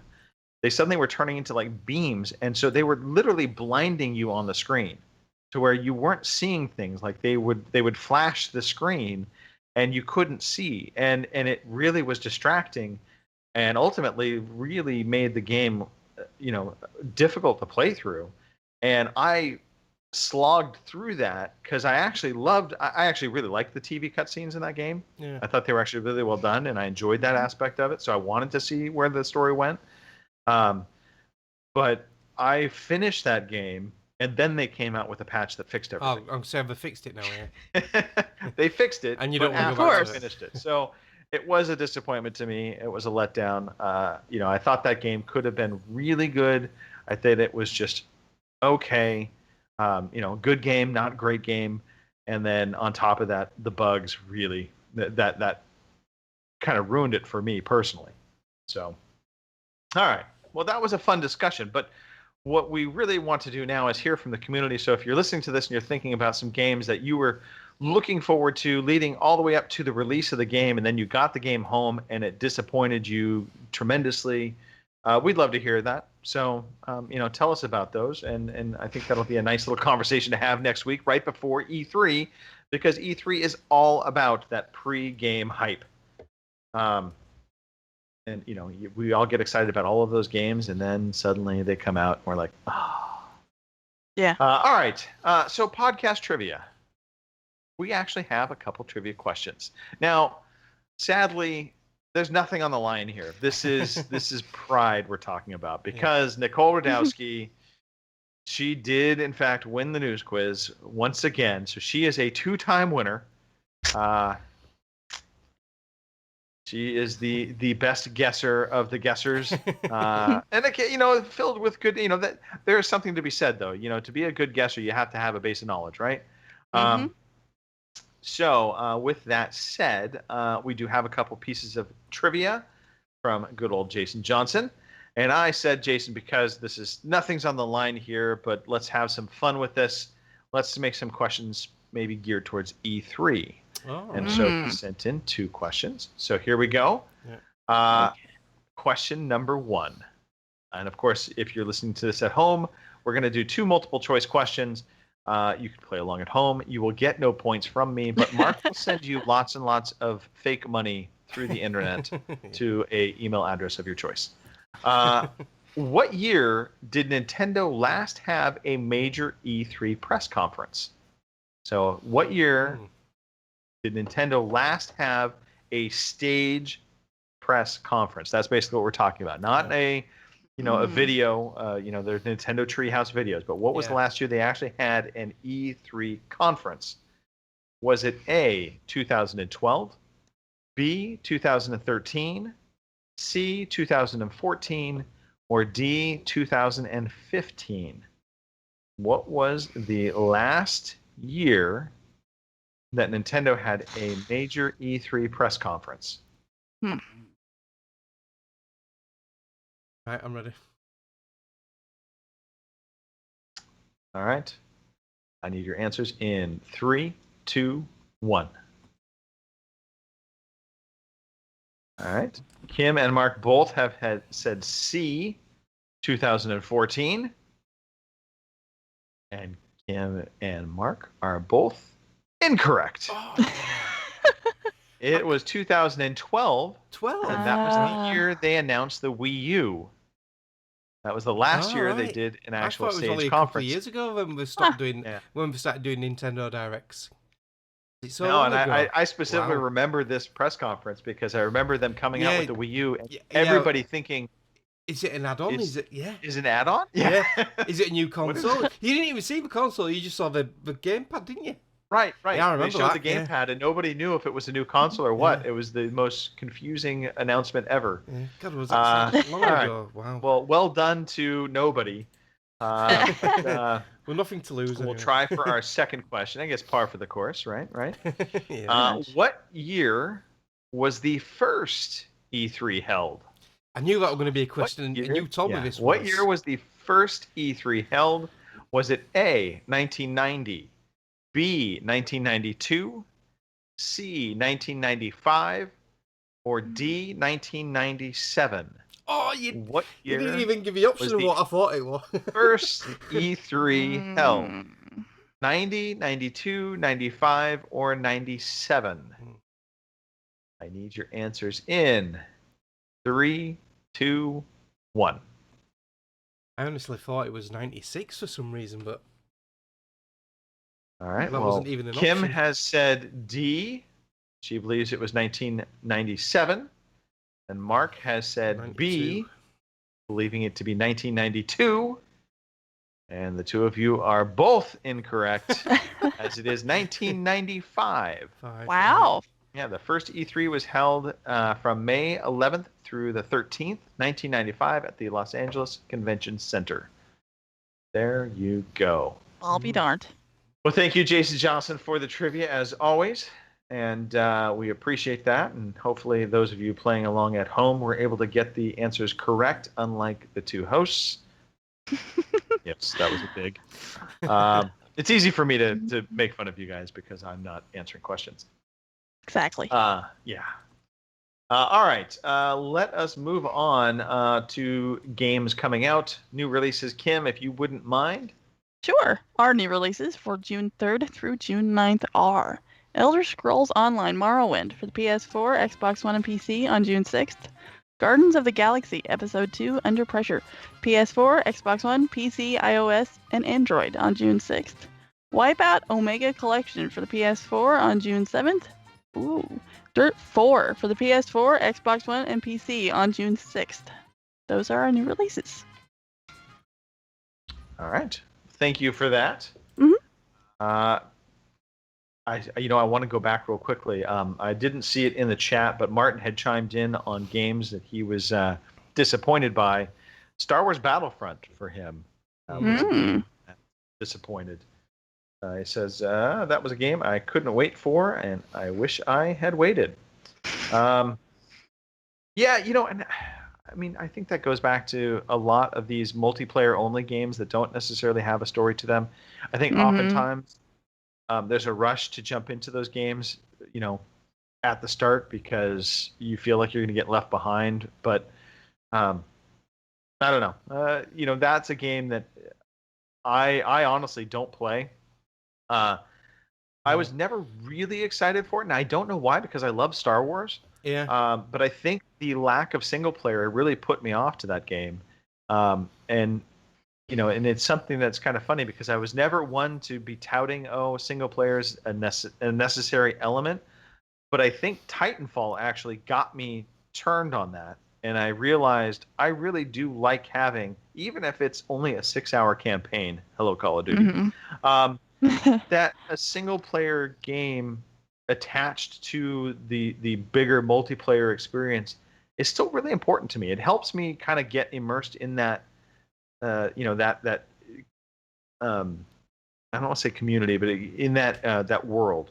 Yeah. And so for Star Wars, I just, that was a game that as soon as I saw it and I played the demo, the trial, I was like, holy crap, this game needs a single player. And because it didn't have one, I just really didn't have a big desire to play it. Yeah. Mm-hmm. And even though it's out now on EA Access, I was quite excited that it was coming on EA Access, and I've downloaded it, and I've not even touched it yet since it's been on EA Access. I think partly because I'm a bit scared of going on there because it's been out so long, and everyone's probably going to be really, really good, and I'm a noob at it, and I wouldn't last 2 seconds. That's part of it. The other part is just time, really. Right. But yeah, the Star Wars Battlefront 2 single player stuff, that interests me. If that's as good as what they say it's going to be, that'll be a turning point for me, because it'll be like Titanfall 2 with a single player on that. I love that single player game. That was fantastic, yeah. And man, talk about a universe that, let's face it, Star Wars seems like it writes games itself. Every time we see a new movie, the comic books, the whole nine yards. I mean, that's a universe rich with material. So coming up with a single player story should not be difficult. Just saying. All right. I think we're at the Year of Living Dangerously part. Mark, I've been running at the mouth for most of this podcast, so I'm going to make you take over on this section, if you don't mind. Yeah. So the Year of Living Dangerously, this is Bongo's brainchild, and it's basically an incentive to play all the games you've bought in either day one or in sales, which you've never sort of like finished, you may have started or you've not even touched. So rather than buying any games this year, you concentrate on your year living dangerously. You have a small budget to buy games, but you're concentrating on you 30 of the games you've got, called your Dirty 30. So Bongo's been tracking all these, and he's incorporated into the Victories Achieved, which is another little thing we're running. Once you complete a game, you can send a photograph of your face with the credits in the background of a finished game. You tweet that off to OC_podcast, and you get entered into a quarterly prize draw to win $20 or £15 gift card for the gaming platform of your choice. It actually runs out end of June, so there's just this month left to get your entries in for this one. And we've got some Victories Achieved this week. The following first lot are going to be Yolg ones. Year of Living Games, just the completions. So we've got PG Tips finished Comic Jumper. Ginny 1985 finished Her Story. Awesome Rob 029 finished Rise, Son of Rome. That was another disappointment of mine as well. Bobbins finished Everybody's Gone to the Rapture. Some guy called Marcanix finished Doom. John Mouse finished 2 games. He finished Metal Gear Phantom Pain. I love that game. And Prison Architect. Daddy Yikin finished Halo 5. And some other dude called Murphy's Law finished The Division. And he finished that today with me. Yes. And just a regular Victories Achieved non-Yolg is Infected Psych. And he finished Azura's Wrath, which I've heard is terrible. I think Chinny slated that game. Azura's Wrath, wasn't that the crazy one where you had like massive god or something? Massive gods and it reminded me very much of there's a comic book, not comic book, an anime series, Dragon Ball Z. Yeah. So I may be doing Dragon Ball Z a disservice. I don't know, but yeah, I don't like Dragon Ball Z either. So I don't either. So. Last week we mentioned the games with gold for Xbox, but the PlayStation Plus for June have been announced this week, which will be available on Wednesday, I believe. So on the PS4 you can get Killing Floor 2 and the whole season of Life is Strange, and nice. On PS3 there's Abyss Odyssey and WRC 5 World Rally Championship. And there's 2 Vita games which are both cross-play with PS4. Nice try, Robin. Neon Chrome and Spy Chameleon. So they're your PS Plus games for June. All right. Excellent. Where are we at? Well, I guess we are wrapping things up. So, play dates. So tomorrow, I don't know if we have a game picked out, but I did notice that RCGC was talking about Rainbow Six Siege in the chat about being a disappointing game for her. And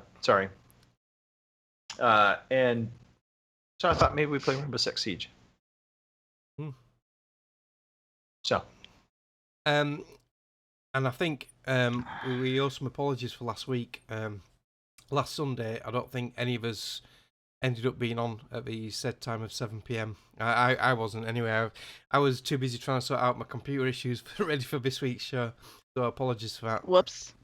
But yeah, I'm presuming a few of us will be on tomorrow at 7 p.m. UK time, which is Yes, what we'll 2 o'clock try and make it Eastern a point. and 10 a.m. Is it 11 a.m.? 11 a.m. isn't it? On the Yes. West Coast. Yeah. Yep. 11 a.m. PT, 2 p.m. Eastern, 7 p.m. in the UK. Yeah. So get with us.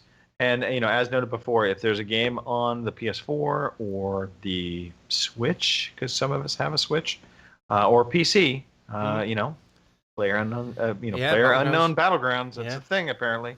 We can always do a play date on one of those devices as well. You guys can choose, Yeah, absolutely. We take suggestions. Again, thank you to everybody who has joined the chat. You can be part of the conversation every week on Twitch, twitch.tv/OC Podcast, on Mixer.com at Mixer.com/OC Podcast, or on YouTube. Just look us up, OC Podcast on YouTube.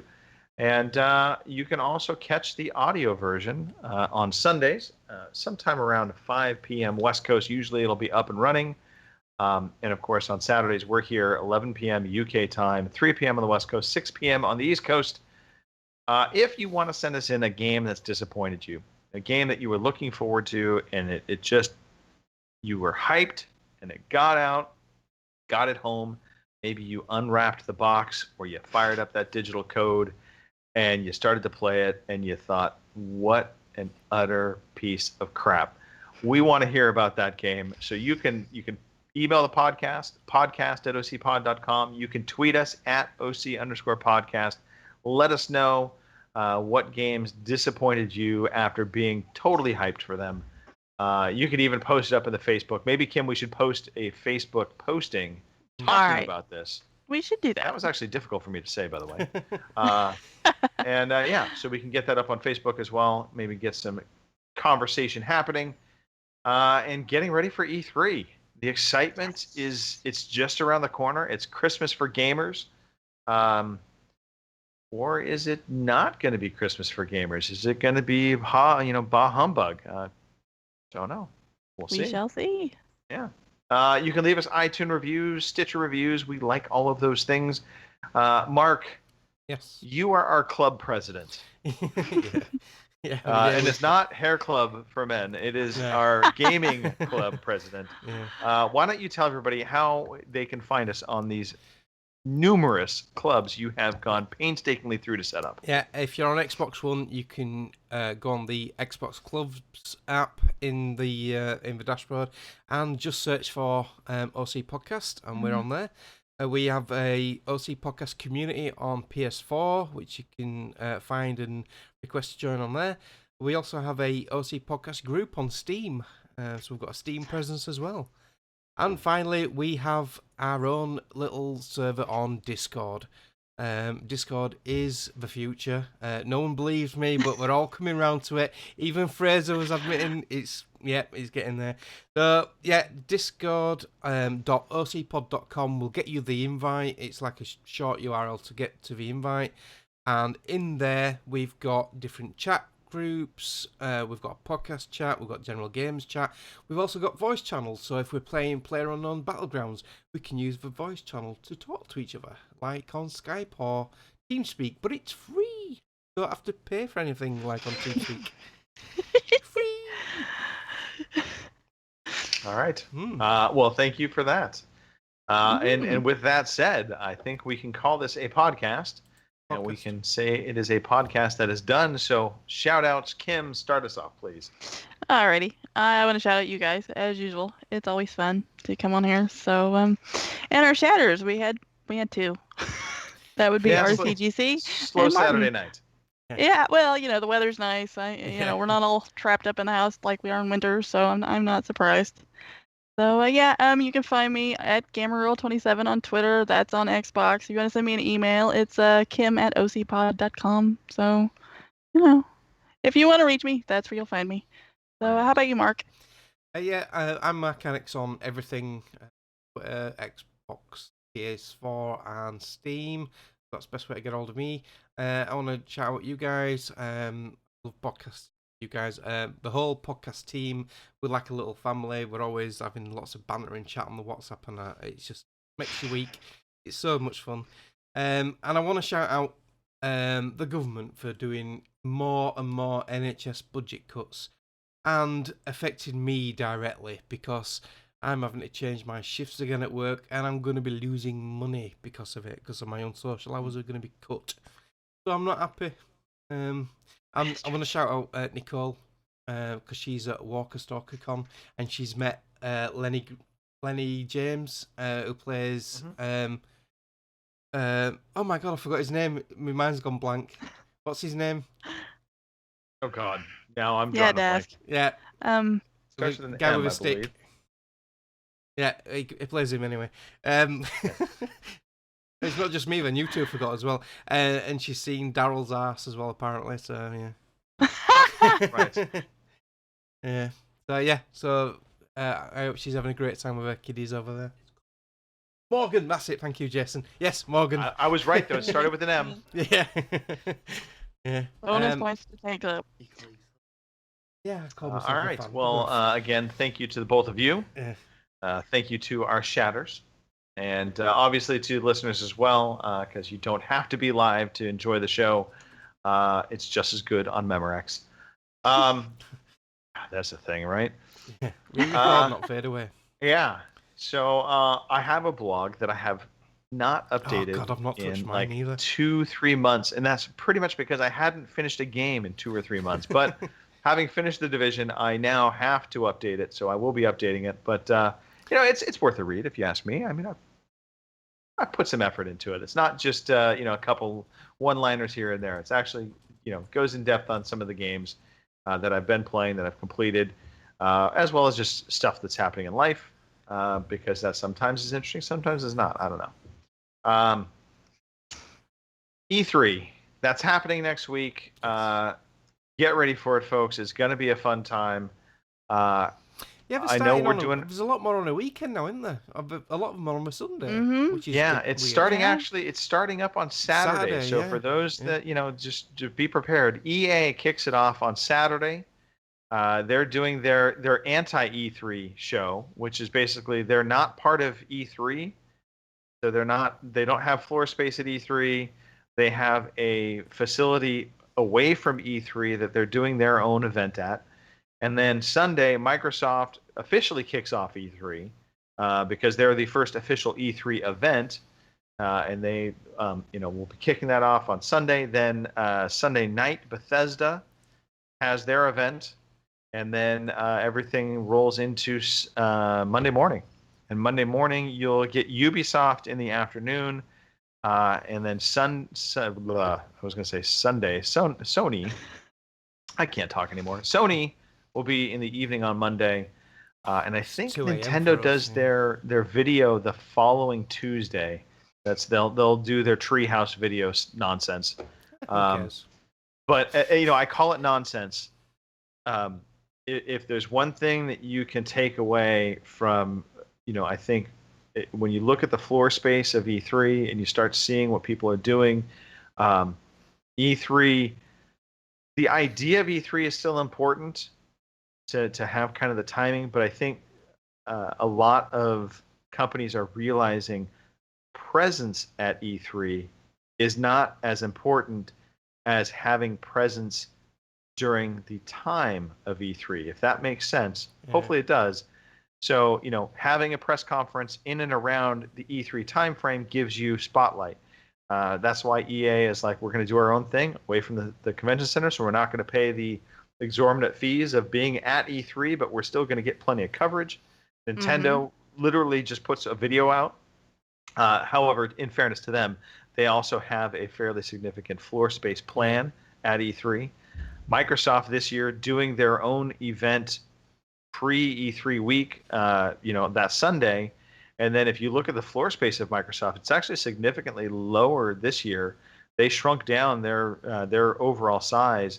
So it's actually Sony's the biggest, Nintendo second biggest, and then Microsoft, I think, is about the same size as the Activision and Ubisoft booth space like 17,000 square feet or something. So I think they're realizing they don't necessarily need to be at E3 either. So interesting times for E3, and this is the first year it's open to the public. I was just going to say it's open to the public this year, so that's a nice change. Because Gamescom in Germany, that's normally huge because so many people visit it. Whereas before in the past, E3's only been for invited press delegates and that. So, Right. Well, I think they added 15,000 tickets to this E3. Right. So it's 15,000 public plus about 40,000 journalists. So, it's still fairly large. But, I mean, compare that to Gamescom, that's like 200,000 people. Yeah. So it's slightly different. Anyway, that's another tangent that we are not going to go further on. We're going to say, Mark, play that funky music, white boy. Thank you for listening to the Overseas Connection podcast.